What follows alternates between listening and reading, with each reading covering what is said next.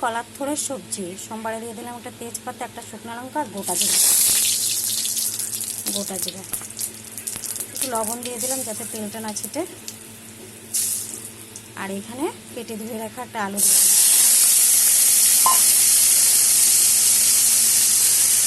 ভেজে নেব। হলুদ দিয়ে দিলাম আর লবণ দিয়ে দিলাম।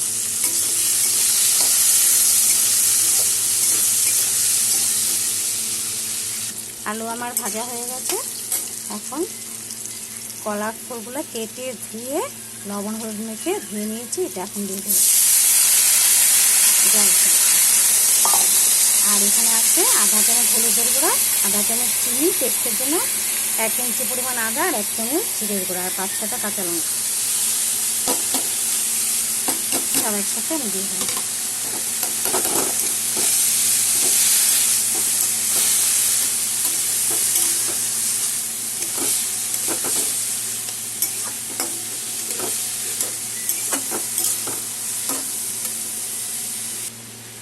সব কিছু সিদ্ধ হয়ে গেছে।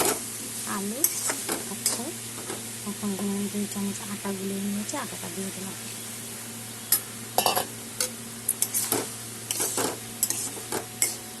আটাটা দেওয়াতে জিনিসটা ঘন হয়ে যাবে।